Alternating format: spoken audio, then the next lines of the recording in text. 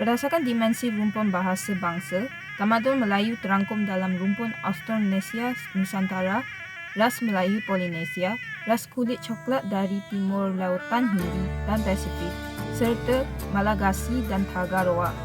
Dimensi kawasan wilayah tamadun Melayu pula merangkumi kawasan Kampusia, Myanmar, Patani, Semenanjung Tanah Melayu, Sabah, Sarawak, Sulawesi, Maluku, Sulu, Mindanao dan beberapa kepulauan lain.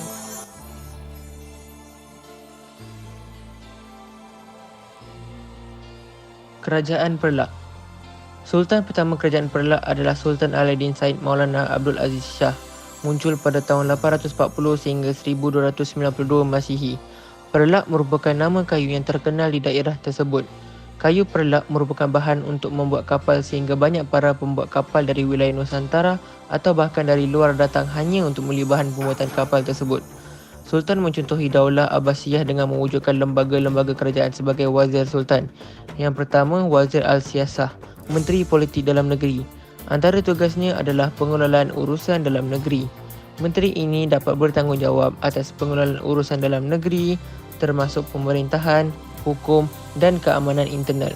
Yang kedua, Wazir Al-Harb, Menteri Pertahanan. Antara tugasnya adalah koordinasi pertahanan dan keamanan. Menteri Perang bertanggungjawab atas perencanaan dan koordinasi kebijakan pertahanan dan keamanan dalam negeri. Yang ketiga, Wazir Al-Maktabah, Menteri Pentadbiran. Yang keempat, Wazir Al-Sunduk, Menteri Kewangan. Dan kelima, Wazir Al-Hukam, Menteri Kehakiman.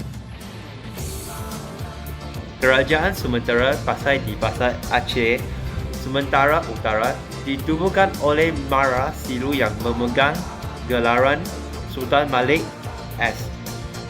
Saleh pada tahun 1267.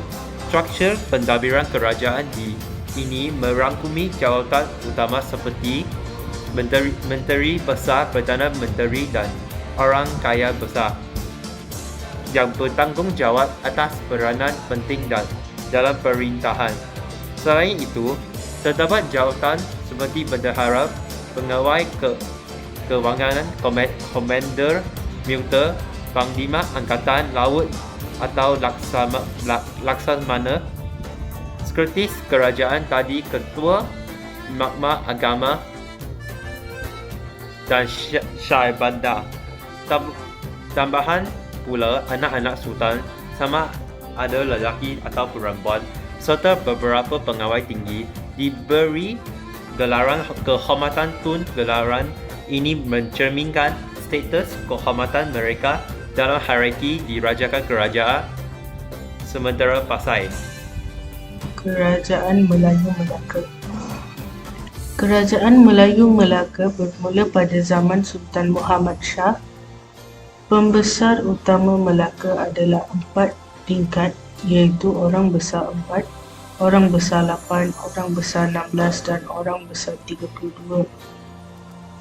Pentadbir utama ialah Orang Besar 4 dan terdiri daripada Bendahari, Menteri Utama Melaka, Perdana Menteri, Penasihat Utama Sultan dalam soal pentadbiran dan hubungan luar negara, memberi arahan-arahan atas kepentingan negara dan menjaga alat-alat kebesaran ketika kemangkatan Sultan.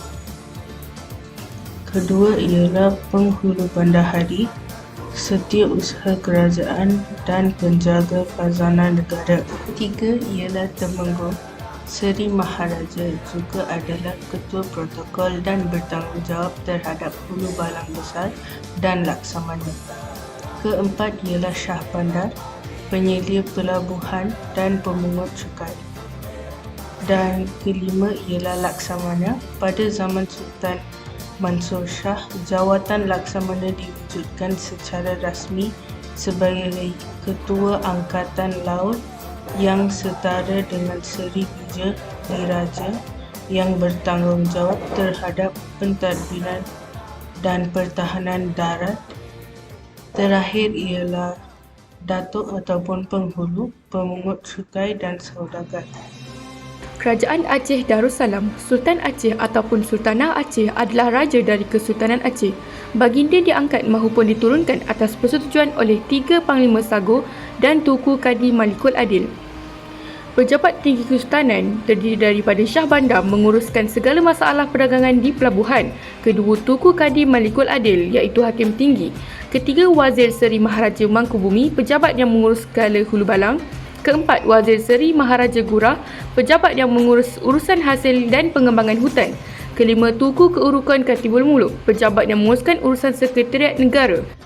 Badan permintahan yang pertama ialah Balai Rongsari, lembaga yang dipimpin oleh Sultan sendiri. Kedua, Balai Majlis Mahkamah Rakyat, lembaga yang dipimpin oleh Kadi Malikul Adil.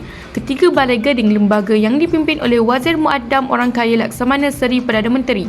Keempat, Balai Furudah, lembaga yang menguruskan hal ehwal ekonomi. Kelima, Balai Laksamana yang menguruskan hal ehwal angkatan perang. Keenam, Balai Majlis Mahkamah, lembaga yang menguruskan hal ehwal kehakiman.